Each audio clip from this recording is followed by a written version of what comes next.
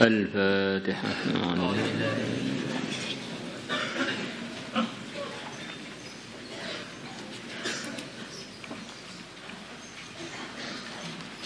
بسم الله الرحمن الرحيم.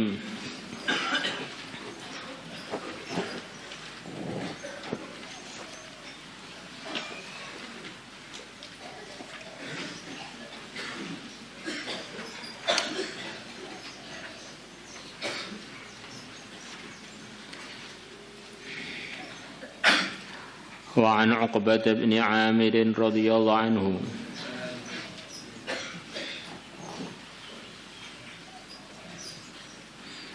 qal, beliau mengatakan, qultu, aku berkata, ya Rasulullah sallallahu alaihi wasallam,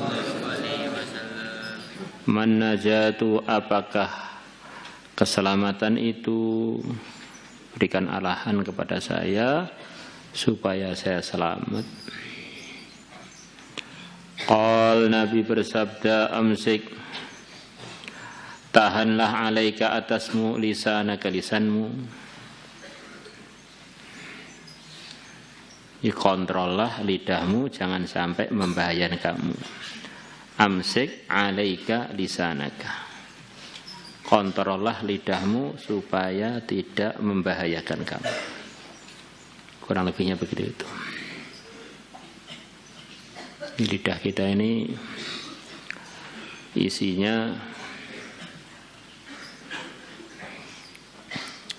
tulang lunak yang begitu ringan untuk digerakkan, dibuat ngomong. Kalau kita enggak hati-hati, enggak kita kontrol, lidah kita ini bisa datangkan madharat kepada kita. Wal yas'aka, dan supaya menjadi luas untukmu, baituka, rumahmu. Kamu jangan keluyuran di rumah aja. Ini arahan secara umum. Di antara sebabnya orang itu banyak rusak, banyak jauh dari agama, di antaranya terpengaruh suasana-suasana yang di luar rumah. Maka hadis ini bukanlah maksudnya supaya kita ini enggak kumpul orang, enggak berdakwah, tidak. Maksudnya supaya jangan keluyuran yang tidak ada tujuannya, yang tidak ada pahalanya. Tempat kita ini ya rumah, tempat amal kita ini rumah, dan tempat-tempat yang kita ada pahala. Kalau enggak, di rumah aja. Keluar rumah untuk ke masjid, keluar rumah untuk berjuang fisabilillah, keluar rumah untuk ziarah orang-orang Islam. Selain itu, baiknya orang itu di rumah untuk buat amalan. Tentu saja di rumah untuk buat amalan. Di markas kita, ya rumah kita itu. Maka kita lihat orang-orang yang soleh-soleh itu biasanya di antara kebiasaannya sebelum mondok dan selepas mondok, ini orang rumahan, bukan orang jalanan. Kalau ini wal yasa'ka baituka, itu kalau terjemah bebas, jadilah kamu orang rumahan, bukan orang keluyuran. Di antara maksudnya mungkin aja ada maksud-maksud yang lain yang lebih luas. Maka ini prinsip kita. Santri dari rumah pergi untuk ngaji. Man kharaja min baitihi yatlubul ilma fahuwa fi sabilillahi hatta yarji'ah. Di normalnya orang memang berangkatnya kerja, berangkatnya dari rumah. Bukan kok terus enggak punya rumah. Orang sudah enggak punya rumah biasanya jadi berantakan. Hidupnya itu enggak jelas warnanya.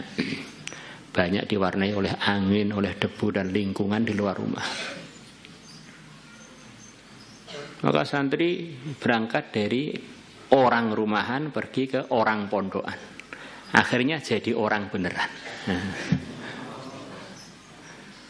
Tetapi kalau berangkatnya dari jalan, di pondok muter-muter di jalan lagi, Akhirnya na'udzubillah jadi orang jalanan. Bahkan bukan itu saja, waktu liburan nggak pulang ke rumah, nggak jadi orang rumahan, orang luar rumahan, jadinya amalannya sulit terjaga. Wal yasaka baituka itu kalimat pendek tapi artinya itu luas. Oh, ternyata orang yang lurus, yang benar, yang itu yang memang orang rumahan.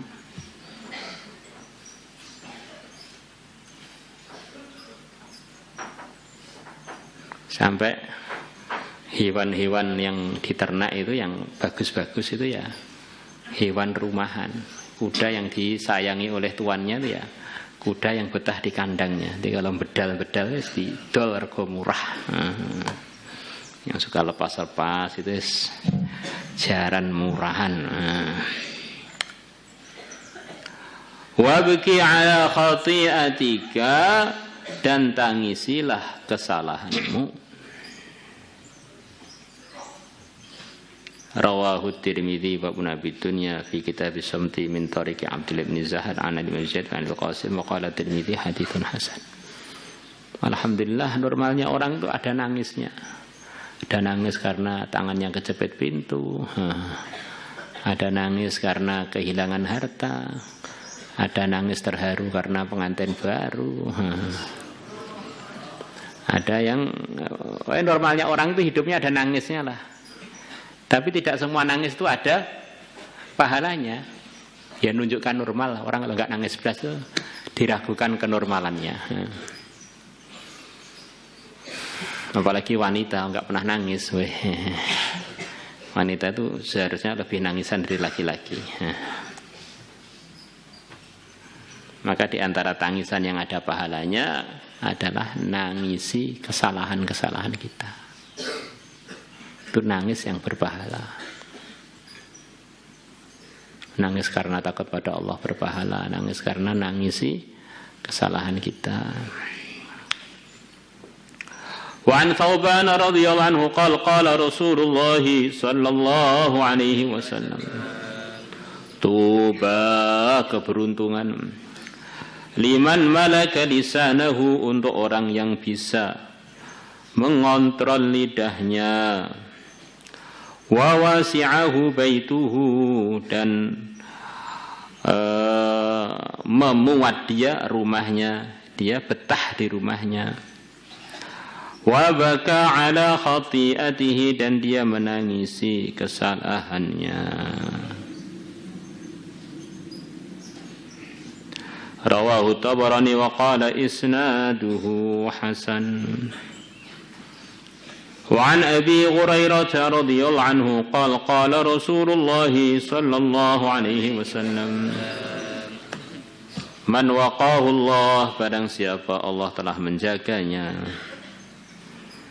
syarra ma baina lahyihi, dari keburukannya perkara yang terletak di antara dua rahangnya, yaitu ma di sini maksudnya lidah. Wa syarra ma baina rijlaihi, dan keburukannya perkara yang antara dua kakinya, maksudnya kemaluan. Orang kalau dijaga oleh Allah bisa ngontrol lidahnya, bisa ngontrol kemaluannya, dakhala jannata, maka dia masuk surga Allah. Rawahu Tirmidzi wa hasanah wa Ibnu Hibban wa taqaddama, dan telah lalu hadis Sahlin qala Rasulullah sallallahu alaihi wasallam, man yadman li, barang siapa menjamin untukku. Maksudnya dia ini melakukan perkara yang akan disebut Nabi ini. Kamu bisa menjamin lidah kamu terkontrol, kemaluan kamu tidak melanggar, tak jamin masuk surga. Menjamin ma baina lahyihi, perkara yang terletak di antara dua rahangnya, maksudnya lidahnya. Siapa yang menjamin kepada saya bahwa lidahnya terkontrol? Wa ma baina rijlaihi, dan perkara yang antara dua kakinya, kemaluannya terkendali. Bukan berarti orang itu tidak boleh menyalurkan nafsunya, disalurkan di tempat ridhonya Allah, nafsunya tersalurkan, pahalanya terdapatkan. Jadi ikut agama itu tidak kok semuanya enggak enak, enggak. Banyak sekali yang enak tapi berpahala dan khilaf dengan nafsu, biasanya begitu. Agama itu bukan nggak boleh menyalurkan keinginannya kemaluan, boleh dengan cara yang halal.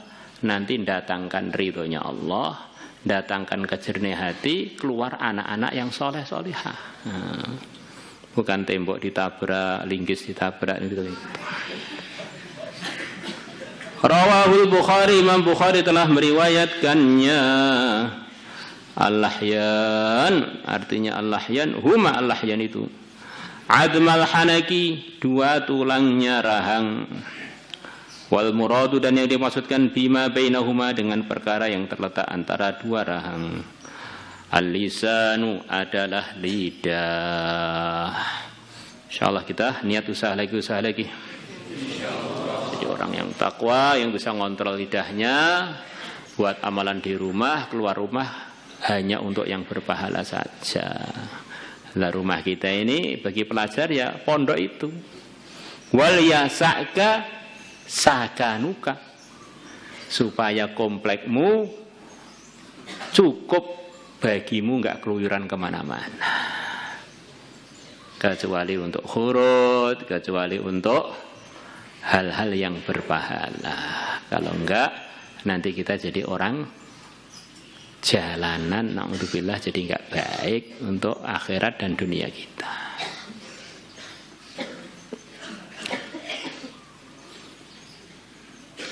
Hari malam Kamis kita punya hajat, akan ada istimewa, akan ada itu.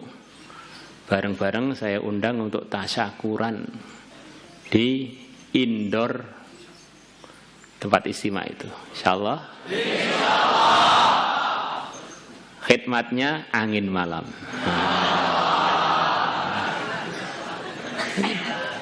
Santri kan baca salawat sudah kenyang kan? Begitu. Teman-teman kampung juga kita undang, insyaallah.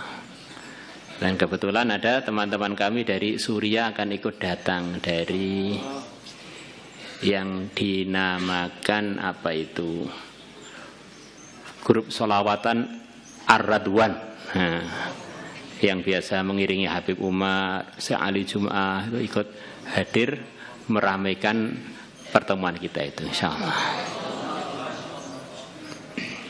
Pernah dengar kan Ar-Radwan itu ya? Nah, sholawatan termasuk tim sholawatan yang masyhur banget di negeri Arab itu. Beberapa kali ke Indonesia, termasuk berapa tahun yang lalu di Menara Kudus itu. Kebetulan berkunjung di Indonesia, terus tadi nelpon mau berkunjung ke Temboro. Saya bilang pas malam Kamis insyaallah. Tamu undangannya antum-antum yang mulia ini. Kemudian teman-teman kampung, putra maupun putri. Nanti putri di tempat indoor lama, putra di tempat istimewa.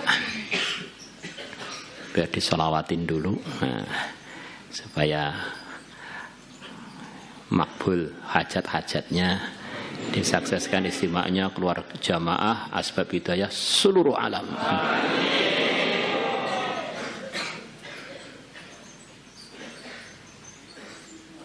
Dan biar agak cepat itu, gimana kalau sholat isya-nya di sana gitu. Saya kira begitu. Kalau sholat isya-nya di kompleknya terlalu malam nanti ya. Sholat isya-nya di sana. Undangan tidak terbatas, hidangan juga enggak terbatas. Ya. Dan ini karena grup salawatan ini bahasa Arab ya, mungkin saya hanya nyambut beberapa kelumit kata.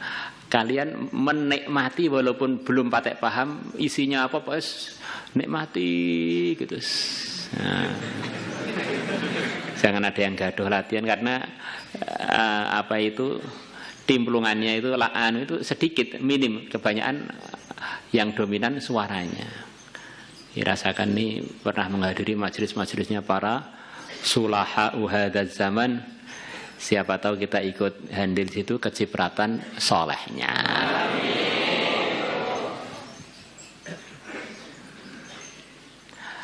مولاي صل وسلم دائما أبدا